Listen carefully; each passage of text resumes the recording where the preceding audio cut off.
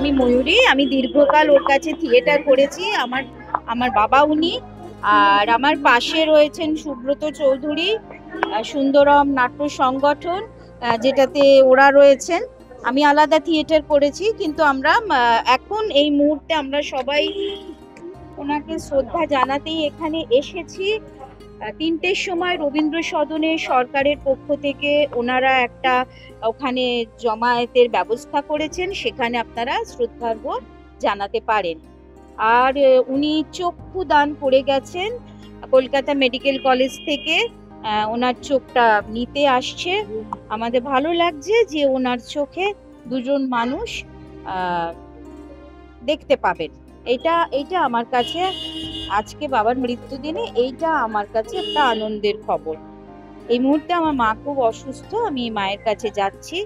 সবাই আপনারা আমার নমস্কার নেবেন।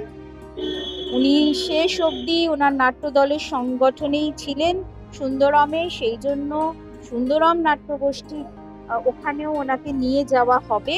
সেগুলো সমস্ত ওরা যেভাবে ঠিক করছেন সবাই মিলে, এবং ইন্দ্রনীল সেন মাননীয় মন্ত্রী আমার সঙ্গে যোগাযোগ করেছেন। ব্রাত্য বসু ওনার প্রথমবার যখন ওনার মেডিকেল কন্ডিশন খুব খারাপ হয়েছিল 5-6 মাস আগে ফেব্রুয়ারি মাসে, তো তখন ব্রাত্য বসু সমস্তটা করেছিলেন এবং ওনার পেসমেকার বদলে সবকিছু উনি করেছিলেন।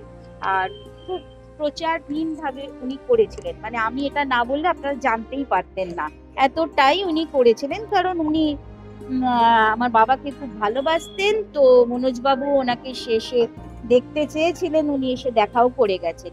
এইটুকুই এই তরফে ব্যাপার ছিল। আর এখন উনি ওনার নাট্যদল সুন্দরমে যাবেন, সুন্দরম থেকে ওরা একাডেমি অফ ফাইন আর্টস নিয়ে যাবে। আমাদের থিয়েটার কর্মীদের যেটা গয়া কাশি আমরা বলি, সেই জায়গাটায় সুব্রতরা নিয়ে যাবেন। তারপরে ইন্দ্রনীল সেনরা ওনারা ওই রবীন্দ্র সদনে নিয়ে যাবেন, সেখানে আই ডোন্ট নো। তবে আমার বাবার গান স্যালুট না হলেও আমি একটু দুঃখ পাবো না, কারণ উনি খুব সাধারণ মানুষের মতো বেঁচেছেন, সেটাই চেয়েছিলেন। ওনার চিকিৎসা ওনার অর্থেই হয়েছে, সেটা 15 লাখ হোক আর 5 পয়সা হোক, সেটা ওনার অর্থে হয়েছে। উনি খুব সাধারণভাবে বাঁচতেন। আমার গান স্যালুট হচ্ছে বা হচ্ছে না, আমি এটা নিয়ে কোনো কোয়ারি করিনি। সত্যি কথা, হবে কি নাও আমি জানি না, আমি কোনো কোয়ারি করিনি। মানুষ ওনাকে ভালোবেসেছেন। উনিও একদম মানুষের সঙ্গে নেমে মানুষের সমস্যা নিয়ে নাটক লিখেছেন। তো মানুষ এসছেন, আপনারাও এসছেন, তো এটাই ওনার কাছে যথেষ্ট। উনি বেঁচে থাকলেও এটাই বলতেন, বোধহয় আমার সেটা মনে হয়।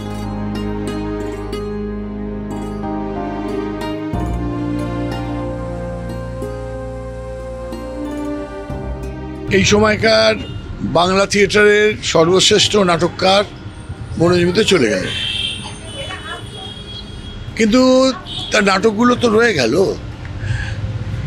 শুধু পশ্চিমবঙ্গে না, পশ্চিমবঙ্গের বাইরে ভারতবর্ষের বিভিন্ন প্রবাসী বাঙালিদের কাছে এবং বিশ্বের যেখানে যত বাঙালি আছেন তাদের কাছে মনোজ মিত্রের নাটক রয়েছে, এবং তারা মনোজ মিত্রের নাটক যে ভবিষ্যতে একাধিকবার করবেন, নানান ধরনের নাটক করবেন, এ ব্যাপারে আমার কোনো সন্দেহ নেই।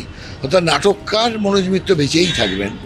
কিন্তু অভিনেতা মনোজ মিত্র, যাকে আমরা স্টেজের ওপর অভিনয় করতে দেখেছি এবং মোহিত হয়েছি, যার সঙ্গে অভিনয় করেছি, করে প্রতিদিন লক্ষ্য রেখেছি তিনি কীভাবে থিয়েটারটা করেন, কীভাবে অভিনয়টা করেন, কীভাবে তার প্রতিদিন অভিনয় পাল্টান, এরকম জ্যান্ত থাকেন, বানে বের করেন। তার বিভিন্ন নাটক দেখেছি, সেসব নাটকগুলো নিজের নাটকই করতেন বেশি, সে নাটকগুলো খুঁড়ে খুঁড়ে কীভাবে নতুন নতুন ব্যাখ্যা দিচ্ছেন, এগুলো সব দেখা আছে। কিন্তু এগুলো তো বলে বোঝানোও যাবে না, উপলব্ধির ব্যাপার। তবে নাটকটা থাকবে, এইটা বিরাট ব্যাপার। ব্যক্তিগতভাবে তার খুব গুণগ্রাহী ছিলাম, তার কাছে প্রায় প্রতিদিনই যেতাম, যতদিন না খুব বেশি অসুস্থ হয়ে পড়েছেন। যেতাম এই কারণে, তার নিজস্ব একটা দর্শন ছিল, এই দর্শনগত জায়গায় থেকে উনি জীবন দেখতেন, মানুষ দেখতেন, চরিত্র দেখতেন, এবং সেটা শিক্ষণীয় ছিল।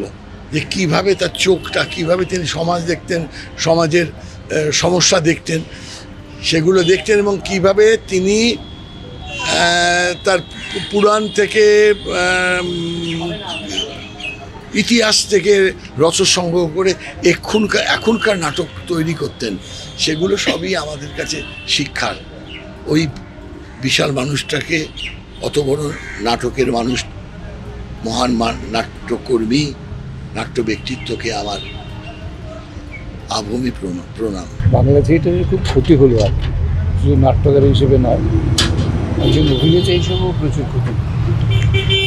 মনোজবাবু সত্যি অর্থে মাটির কথা সবসময় বলতেন। মনোজবাবু নাটকগুলো পড়লে বোঝা যায়। মনোজবাবুকে আমি বারবার একটা কথা বলতাম আর কি, যে আপনার নাটক পাঠও করা যায়, মানে কেউ যদি সাহিত্য হিসেবে পাঠ করেন তাহলেও সেটাও একটা কাজের কাজ হতে পারে আর কি। তা আমি খুব গ্রেটফুল আমার এই এত বছরের 56 বছরের অভিনয় জীবনে, যে আমি মনোজের সঙ্গে স্টেজ শেয়ার করেছি। নিবারণ বর্জা বলে একটি নাটকে মনোজের সঙ্গে গল্প থেকে আমি সবাই পাঠ করেছি। মনোজের সঙ্গে আমি দুটো ছবি করেছি, একটা চলকুন্তল, যেটা মনোজবাবুর সঙ্গে শুরু করাম, তিনজন বৃদ্ধকে নিয়ে গল্প ছিল, সেটা একসঙ্গে কাজ করেছি 10 দিন। তো অনেক স্মৃতি আছে, থিয়েটারের অনেক স্মৃতি আছে।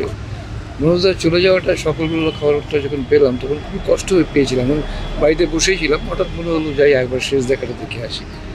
তো মনোজবাবু চলে গেছেন, এটা একটা আমাদের ক্ষতি, থিয়েটারের ক্ষতি, মস্ত করে ক্ষতি। সারা ভারতবর্ষ মনোজবাবুর নাটক এখনও হয়, বিভিন্ন ভাষায় অনুদিত হয়ে মনোজদার নাটক হয়ে যাচ্ছে আর কি। এইটুকুই, আর কিছু বলার নেই এই সময়, এই মুহূর্তে আর কিছু বলার নেই। বাংলা থিয়েটারে, বাংলা চলচ্চিত্রে তার একটা অসাধারণ অবদান রয়েছে।